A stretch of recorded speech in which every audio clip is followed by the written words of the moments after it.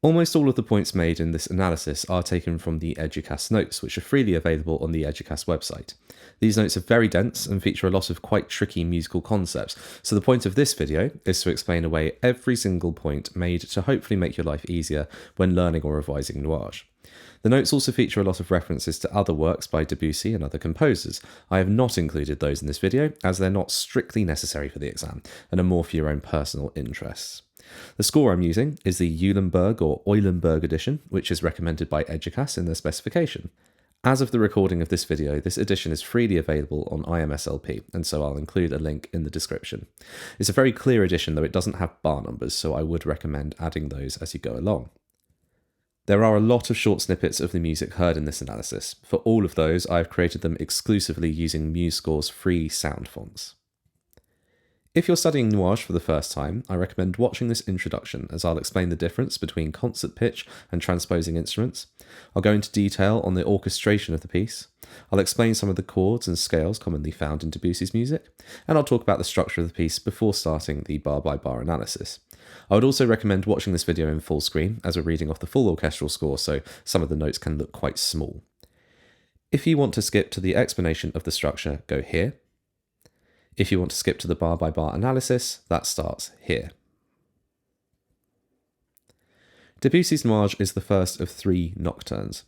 The title nocturne doesn't really have any special meaning here relating to form or structure, but rather it's a more general term. Nuages translates to clouds.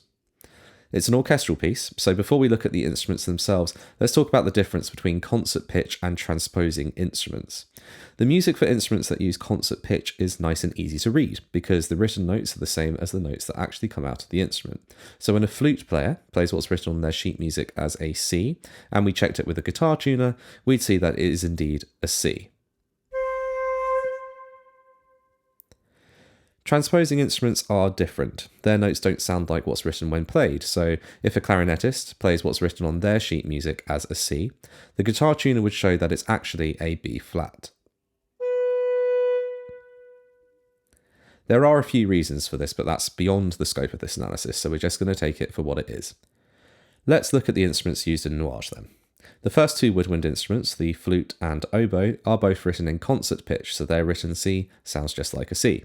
But then you have the cor anglais, which is a very important instrument in this piece, and also a transposing instrument. When a cor anglais plays a C, it sounds a perfect fifth below at F. The clarinet is also a transposing instrument. A written C comes out a major second below at B flat. Bassoons are written in concert pitch, though you'll notice there's an odd-looking clef on the first page. This is tenor clef, and this is just a way to account for some of the higher notes in the bassoon's register that would be impractical to write in bass clef. The line that passes through the gap in the middle of the tenor clef is middle C. The bassoons in Nuages are split into 2 lines, the first and second bassoons, and a solo third bassoon. The next 2 lines are for the French horns, another transposing instrument, and just like the cor anglais, it sounds a perfect fifth lower than written, so a written C comes out as an F below it. Then we have the timpani and the harp, both in concert pitch, then the string section, which is your standard setup of violins, violas, cellos, and double basses, but Debussy splits up this group further into subgroups. We call this Debussy strings, and we'll talk about the effect of this when we start analysing the piece. All of these stringed instruments are in concert pitch, but again, just watch out for the different clefs used in the violas. When I analyse the piece, I use concert pitch note names, or in other words, I refer to the pitches that we would hear and that would come up on the guitar tuner. So if I say that the cor anglais starts on a C sharp, but it looks to you like a G sharp on the page, just remember that the cor anglais is a transposing instrument, and so the notes will come out a perfect fifth lower than what is written. With this piece, Debussy moves away from traditional harmonies associated with the music of the previous centuries. You're not going to hear lots of clear, perfect cadences in this piece. Instead, chords are used for their individual colours and sounds rather than just as a way to get from A to B. One chord that appears frequently in the piece is a dominant ninth. This chord is made up of a major triad, a minor seventh, which gives us a dominant seventh chord, and a major ninth above that. So here we've got a C dominant ninth chord. We can abbreviate that just to C9. There are 3 scales that are very useful to understand in Nuages. The first is a simple pentatonic scale. You have two variants, the major pentatonic and the minor, and they both have 5 notes. The scale shown here is D sharp minor pentatonic, which happens to follow all of the black keys on the piano, and is used extensively in this piece. The second is the whole tone scale. This is a 6-note scale made up of whole tones, so starting on C, we move up a tone to D, to E, to F sharp, G sharp, and A sharp. These 6 notes cover exactly half of the full 12-note chromatic scale, and the other whole tone scale covers the other 6, so only 2 distinct versions of the whole tone scale exist. We encounter the one shown here starting on C frequently in the piece. And finally, Debussy uses the octatonic scale extensively, specifically this one. Start on B, then move up a whole tone to C sharp, then a semitone to D, a whole tone to E, a semitone to F, and so on. So an octatonic scale is built up from alternating whole tones and semitones, giving you an 8-note scale, from which you can also build chords, just like a normal major or minor scale. There are 3 possible octatonic scales, with Debussy favouring this one for Nuages. Debussy also moved away from traditional structures in Nuages, and there are a few different ways to interpret the form of this piece. For the purpose of your A-level, we are going to focus on 2 of those interpretations. Firstly, you could view this piece as being in ternary form, or ABA, and that little 1 next to the second A means that it's a modified A section. This would mean the first A section is from bar 1 to 63, the B section is bars 64 to 79, and the modified A section is bars 80 to 102. While this structural interpretation works, and you should know it for the exam, it's also important to know that it is not ideal. As you can see, the final A section is much shorter than you would expect in standard ternary, and doesn't really restate all of the original themes from the first A section in a clear way, instead just using selected elements. It also includes some musical material from the B section which you normally wouldn't see in classic ternary. It's best then to view this piece as having a much freer version of the ternary structure. Another structural interpretation, and the one that the Eduqas notes follow in its analysis, is rotational structure. This is a very simple structure in which the piece is split into 5 sections called rotations. All but the last rotation has 2 main sections, an X and a Y section, both of which are defined by clear musical characteristics, which I'll explain as we go along. You'll notice there's a subsection within rotation 4 in which we get some contrasting music, and this subsection lines up with the B section of the ternary form. I'll point out each rotation with their X and Y sections as we go along, but feel free to pause the video now to take a note of the overall structure before we begin. Rotation 1 begins with the first appearance of the X material in bars 1 to 4. Throughout the piece, the X sections of each rotation are defined by a steady crotchet movement. The first 4 bars are made up of this crotchet motif in the clarinets and bassoons, with the oboe joining at bar 3 to double the top voices, so these notes here with the stems up. These clarinet and bassoon lines are identical to each other, just with the bassoons being an octave lower, and they're made up of 2 parts: the upper voice, which mainly follows a B minor scale,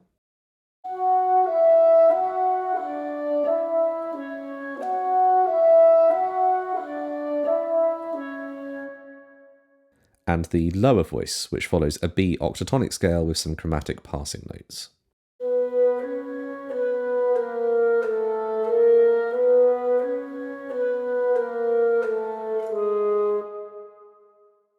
Those passing notes are these A naturals and F sharps, both of which fall outside of this version of the B octatonic scale that Debussy is using. As you can see, no A naturals or F sharps. In 2024, the mark scheme described the movement in the first 2 bars as oscillating. As you can see, the notes kind of go in and out of each other. You can hear it more when you listen to both parts together.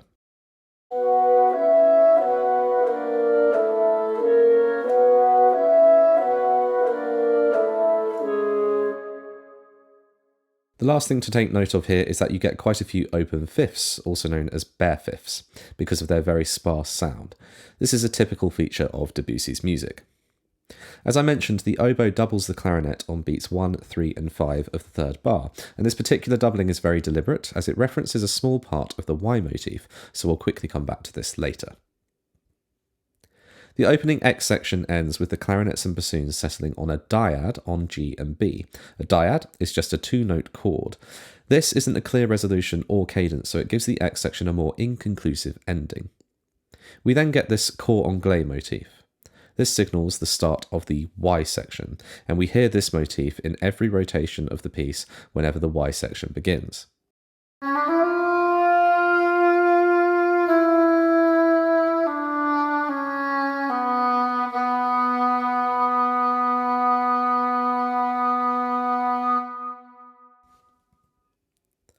Looking at this motif in detail, we can see that it is entirely octatonic. We start with a stepwise ascending figure, landing on F. Remember that I'm using concert pitch note names here, so I have the concert pitch version below, just to make it a little bit easier to understand. From this F, we then descend along the octatonic scale until we land on a concert B. The interval between the highest and lowest notes of this motif is a tritone, a very common interval in octatonic music, and one that we'll be seeing a lot of in the rest of the piece.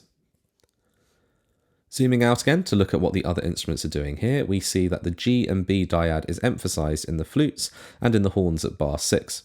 Sourdine here is French for mute, which is applied to the horns for a more mellow sound. The GB dyad is continued in bar 7 and 8 in the clarinets, timpani and strings. Note the extremely quiet dynamic written for the timpani, which gets even quieter at bar 10 with a quadruple piano marking. If you go back to page 1, you'll see that the strings have Debussy and Sourdine markings. Debussy means each part of the string section is split into smaller subsections for a more sparse sound, and Sourdine again means mute, so this is all in an effort to make the strings as hushed as possible. Back to page 2, and all of that means that these 6 notes played by the first violins at bars 7 to 10 are extremely quiet, with the first violins being split into 6 different parts. So if you had a relatively large orchestra with 18 first violins, that means that only 3 violinists would be playing each note if you split them up equally. The last instrument to talk about here is the bassoon, which doesn't play the GB dyad, but instead plays an F. Remember that the bassoon part is written in tenor clef here. As a result of that, the accompaniment in bars 7 and 8 form a G dominant 7th chord. At bar 9, the strings now play a G sharp and B, with the B drone continuing underneath in the timps. And at bar 10, we are just left with B in the timps and B in the second violins, bringing us back to our tonal centre from the start of the piece. All of these notes are found in the octatonic scale, making this first Y section in the first rotation entirely octatonic. The last thing to point out in this Y section is the contrast in time signature with the cor anglais. Everything else is in 6/4, the opening meter, but the cor anglais is in common time, or 4/4. And while it's not very obvious now, Debussy does this again in later rotations, and it creates a feeling of contrast between the 2 meters. The Eduqas notes refer to this as metric dissonance, when there are 2 different time signatures happening at the same time. And the very last thing to say about this opening rotation relates back to the oboe melody at bar 3. This descending D, C sharp and B actually anticipates the last 3 notes in the Y motif a few bars later. Bar 11 is the start of rotation 2, so we're back with the X section. This is an expanded version of the opening X section. Bars 11 and 12 take the same notes as bars 1 and 2, but they are re-orchestrated in the Debussy strings. At bar 12, the viola joins in, doubling the top line. At bar 13, the harmony changes. The top voice here is a variant of the top voice in bars 1 and 2, that B minor oscillating figure, while the lower 2 voices are minor thirds ascending chromatically. Bar 13 acts as a link between the previous 2 bar phrase and bar 14, in which we see parallel chords, another classic Debussy feature. These particular chords are descending parallel dominant ninths. This section sounds a little fuller because we now have most of our string section playing at once. We also have some parallel fifths in this first violin part, which again shows Debussy's emphasis on that perfect fifth sound. In bars 15 and 16, the fifth is also emphasised between the B flat and F in the pizzicato double basses. This is also the first use of pizzicato in the piece, giving us a new sonority. We'll see this sort of writing again later in the piece. If we look at the 2 melodies in bars 17 to 18 and bars 19 to 20, we can see that Debussy is following the pentatonic scale.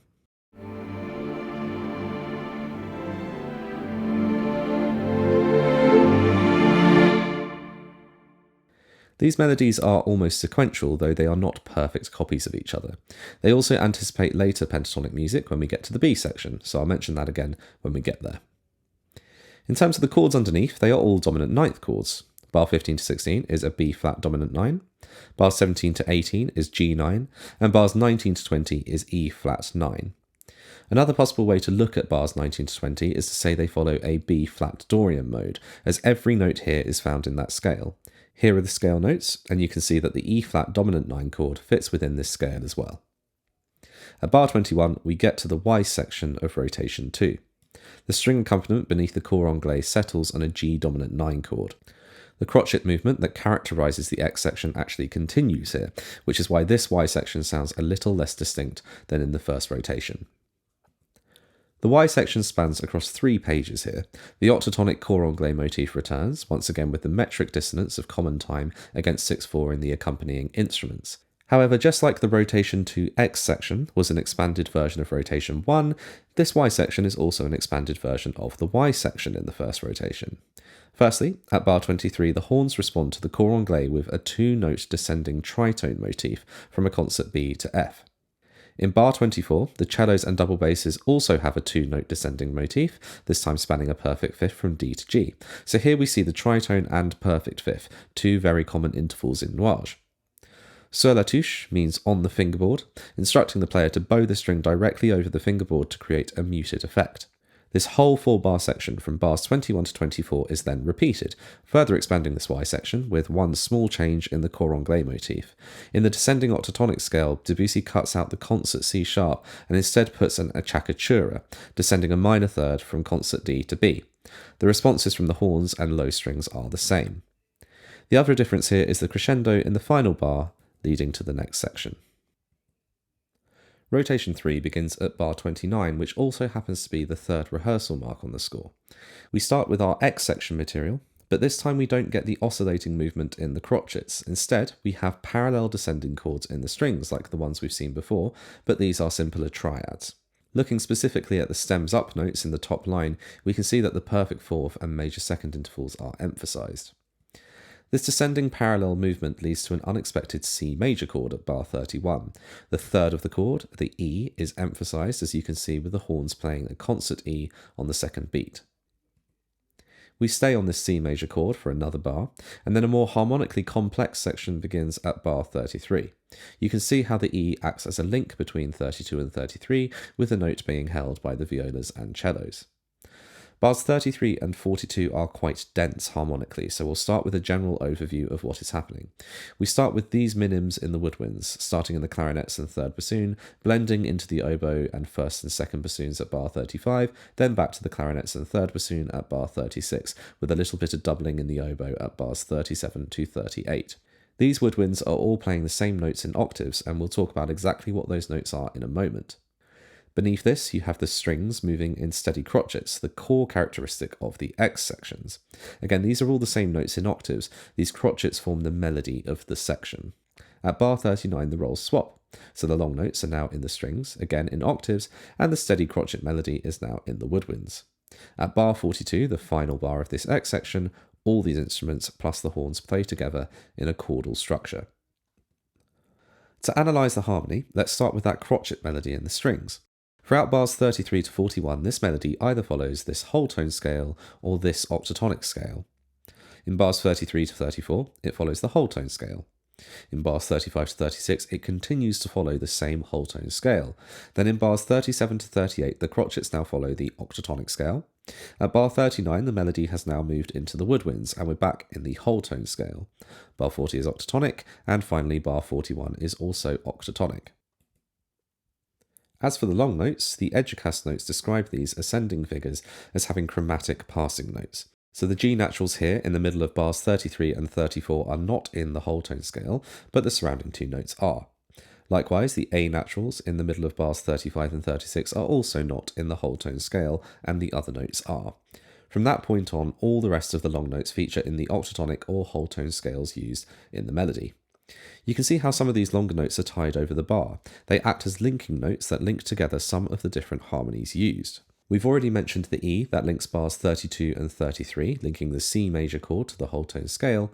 In bars 36 to 37, the B flat in the woodwinds is present in the whole tone scale used in 36 and the octatonic scale used in 37. In bars 39 to 41, an A flat is sustained in the strings. This note is also present in the whole tone and octatonic scales used in the woodwinds. Now, the Eduqas notes don't actually spend much time on bar 42, which is the climactic loud bar on the next page. However, we can see that the bar is entirely octatonic, so we can view this as an octatonic reworking of the oscillating X motif.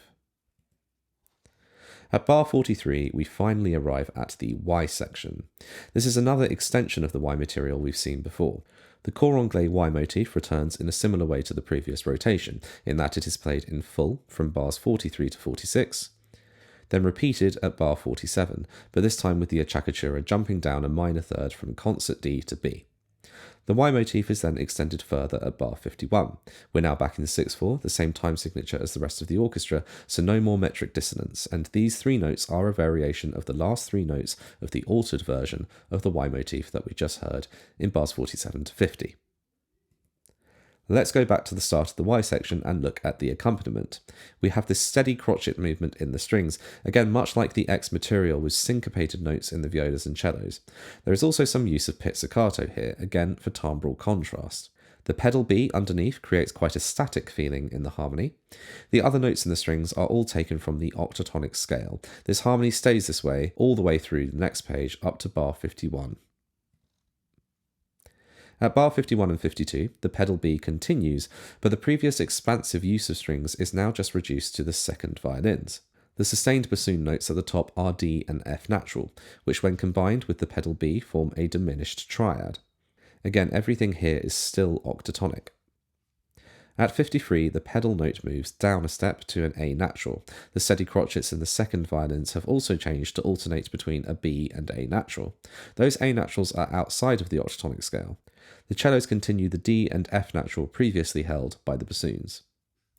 The pedal moves down again at 54 to G natural, and again at 55 to F natural, and the lower cello line drops to a C natural, another note outside the octatonic scale. The A naturals in bar 53 and C natural in bars 55 to 56 could be viewed as chromatic passing notes, so just like we did with the previous X section. Ending this rotation with the pedal note settling on an F natural creates an inconclusive sound, with F natural being a tritone away from the opening B tonal centre. Rotation 3 then shows that each rotation so far has been an expanded form of the previous. Rotation 1 was 10 bars long, 2 was 18 bars, and 3 was 28 bars long, the sum of the first two. Rotation 4 is then the longest rotation in the piece at 37 bars, and it also has some of the biggest contrasts in the piece. Let's look at how rotation 4 fits into the structure. You can split this into the usual X and Y sections, shown here, but there's an extra contrasting section in the middle starting at bar 64. If we follow the ternary interpretation, then this would be the B section. Starting at bar 57, the original oscillating X motif from the first two bars returns, this time just in the oboes, creating an even thinner texture than at the start. A solo viola plays alongside the oboes here. At bar 57 to 58, its material sounds like a counter melody.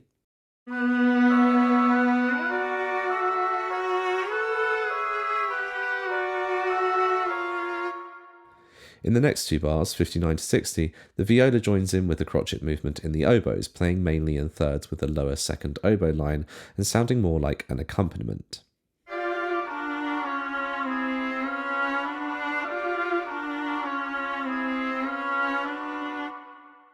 The addition of this viola part changes the harmony of this X figuration slightly. When grouped with the oboes, it occasionally forms augmented triads. An augmented triad is when you build a chord by stacking two major thirds on top of each other, which sounds like this.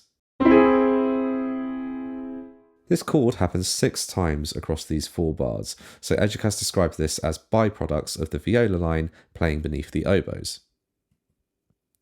At bar 61 we hear a half diminished 7th chord with the addition of the rest of the viola section and the cellos. A half diminished 7th chord is made up of 4 notes, so you take a root, add a minor third on top of it, add another minor third on top of that, but then put a major third on top of that, and you get this very specific half diminished sound. You can also think of it as a diminished chord with a minor 7th added. Debussy just revoiced this by taking the third of the chord and moving it up an octave, so it sounds like this. Immediately following this, we see descending parallel dominant 7th chords in third inversion, meaning the 7th is at the bottom of the chord in the lower cello line. Bar 62 features 2 pure whole tone chords, meaning there are no chromatic passing notes. This is the only time we see this in Nuages.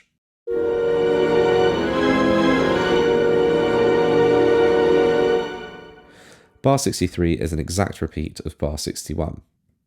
Finally, the last chord in bar 63, a B flat 7, resolves onto a D sharp minor chord, the N harmonic equivalent of E flat minor, making this a sort of 5-1 perfect cadence. However, it's a bit generous to say that it's a full resolution here, as it's not your classic perfect cadence.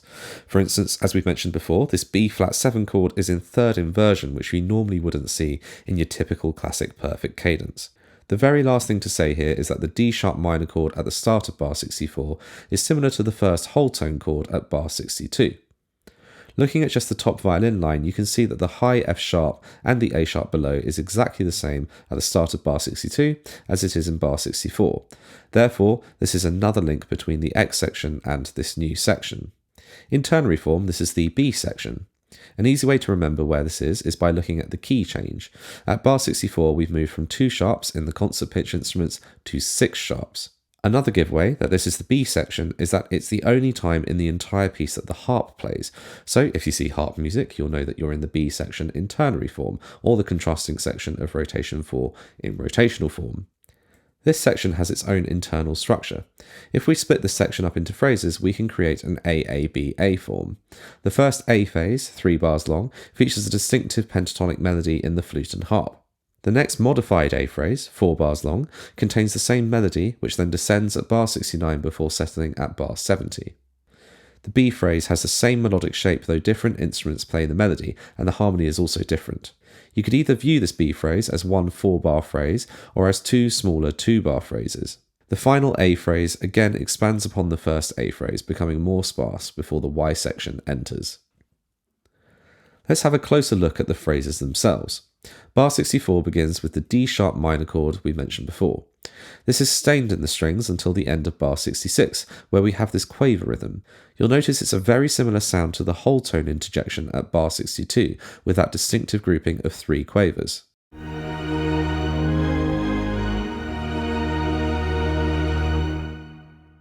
The notes in the top first violin line are the same in both bars, as is the dotted rhythm. The chord at bar 66 is a G sharp major chord. This is the major subdominant of D sharp minor, meaning we have a 1-4-1 chord movement in bars 66 to 67. However, this D sharp minor and G sharp major movement gives the impression of the Dorian mode, so let's get into what that means exactly. Here's a D sharp natural minor scale. To get the Dorian mode, we take the 6th degree of the scale and raise it by a semitone, so it sounds like this. Now, in a D sharp natural minor scale, the 4th chord or the subdominant chord is G sharp minor. However, in the D sharp Dorian scale, because of that raised 6th note, the 4th chord or subdominant chord becomes a G sharp major. So this D sharp minor to G sharp major sound strongly suggests the Dorian mode. Okay, finally, we can start looking at the other 2 instruments in this new section. There is a distinct timbral contrast here, which is part of what makes this section sound like the B section of ternary form. The flute is reintroduced for only the 2nd time in the entire piece, and we have a brand new sonority, the harp, which is only used for this section in Nuages. Those words and accidentals in the brackets are just pedal markings, so the harpists know which pedals to lift up into the flat position. The Eduqas notes mention that most commentators view this section as being a glimmer of light before the clouds return later on. Make of that what you will, but it does emphasise the point that this piece is supposed to create the impression of clouds. The flute and harp have an entirely pentatonic melody here, following the D sharp minor pentatonic scale. We stay with the pentatonic until there is a harmonic change at bar 71, where we move to an E9 chord, followed by a G sharp dominant 9. The melody, now in a solo violin and viola, has the same ascending and descending shape as the previous flute and harp melody, but it's now no longer pentatonic and instead fits the E dominant 9th harmony. Note here that it says without mutes, allowing the solo instruments to be heard a little bit more clearly. There is also a cello playing in perfect fifths with this melody, once again emphasising Debussy's love of the perfect fifth interval. This last 2-bar phrase repeats almost exactly, just with the melody continuing upwards, leading to the next mini section. At bar 75, we go back to the D sharp minor pentatonic figure heard a few bars before. The harmony then shifts to a major chord at bar 77, E flat major, and a dominant 7th is added by the C sharps, which is the enharmonic equivalent of D flat, played here in the flute and harp. Now, if we cast our minds back to bar 66, we had two chords, D sharp minor and G sharp major, related to each other by the Dorian mode, in that G sharp major was the subdominant or fourth chord in the D sharp Dorian scale. So, back to bar 77, if this E flat major chord was going to be the subdominant in the Dorian mode, we would expect the scale to be B flat Dorian and the next chord to therefore be a B flat minor chord, and that's exactly what we get in the second half of the bar. So there's another 4-1 or subdominant to tonic relationship using the Dorian mode. This repeats in bar 78. Way back in the X section of rotation 2 at bars 15 to 20, you may recall we also had some pentatonic music. There are a few similarities between these sections that we can point out. Both sections feature pizzicato open fifths being played by the double basses. There is also stepwise modal movement in both sections, with the B flat Dorian mode used in bars 19 to 20 and the D sharp Dorian mode used in bars 64 to 68. Lastly, dominant ninth chords are used in both sections, with an E flat dominant ninth in bar 19 and an E dominant ninth in bars 71 and 73. Both of these dominant ninths are voiced similarly in that they're written in first inversion. At bar 79, we're left with a descending fragment of the pentatonic melody in the flute and harp, before it's abruptly interrupted by the Y motif in the cor anglais. So from bar 80, we are in the Y section, and also the altered A section in ternary form. The last note of the flute line, an E sharp, doubles the highest note of the cor anglais Y motif, a concert F natural. The sforzando markings in these woodwind instruments heightens this element of surprise, and an air of mystery is created by the return of the sur la touche or on the fingerboard markings in the string tremolandos. We get the Y motif stated in full in the cor anglais before the horns respond with a repeating two-note descending motif. This is similar to the descending tritone horn response in rotation 2, specifically at bars 23 and 27, though with a few differences. We now have 3 horns instead of 2, and we still get the descending tritone, but the middle voice adds a descending major second from concert D sharp to C sharp. Besides that extra D sharp in the middle French horn, the harmony of this Y section is once again entirely octatonic. Bars 80 to 82 feature a G dominant 7th chord outlined in the woodwinds. Then, from the 4th beat of bar 82 to bar 83, we have a C sharp dominant 7th chord.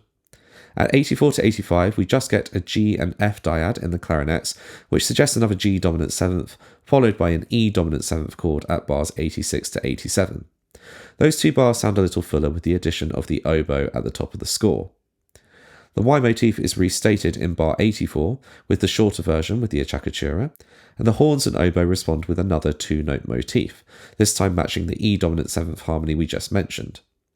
Following all that, at bar 89 we get the expanded fade-out of the Y motif, with just the last 3 notes of the motif emphasised and repeated.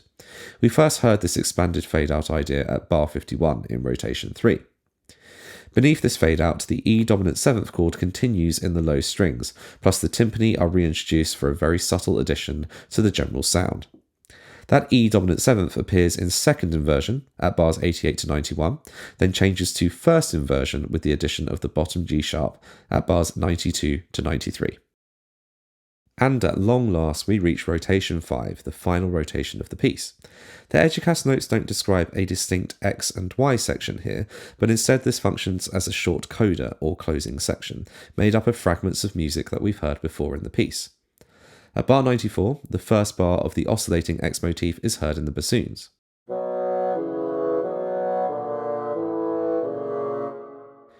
We then get a fragment of the oscillating motif again in the bassoons, followed by the third and fourth bars of the oscillating motif in full in the cellos at bars 96 to 97.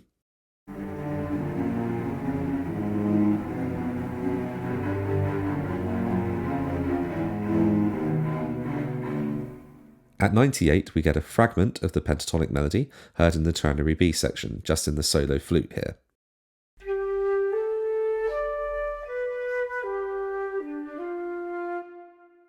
The descending horn tritones from rotation 2 are used in bars 99 to 100. And it's worth pointing out that the score is actually wrong here. The second stave down in this final system should be labelled as horns, not cor anglais. More recent editions of this piece correct this error.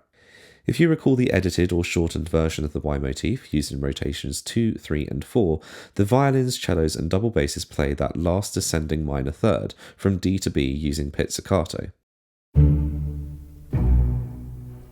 Those same notes are played in the timpani.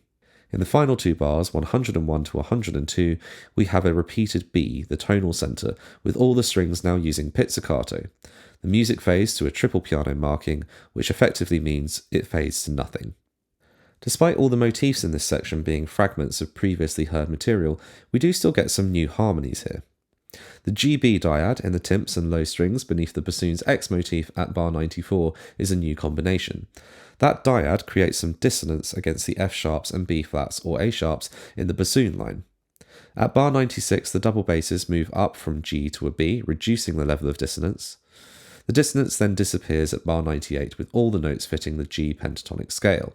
The descending horns at bars 99 to 100 creates the major minor seventh, or dominant seventh, though it doesn't have a dominant function here, with the other notes, and doesn't resolve to anything, making this an inconclusive final chord of the piece. That's the full analysis of Nuages done, and that is an awful lot of very dense musical information in a single video. It's better in your revision to take this piece one rotation at a time, and to perhaps split up rotation 4 into 2 or 3 smaller parts. A good revision strategy to check your overall knowledge of the piece is to get a blank version of the score, use a random number picker set from 1 to 102, and pick out bars at random to analyse. For each bar, see if you can state the rotation, whether it's X or Y or the pentatonic B section in rotation 4, and try to pick out 1 or 2 features of interest. However you prefer to revise, good luck, and I hope you do well in the exam.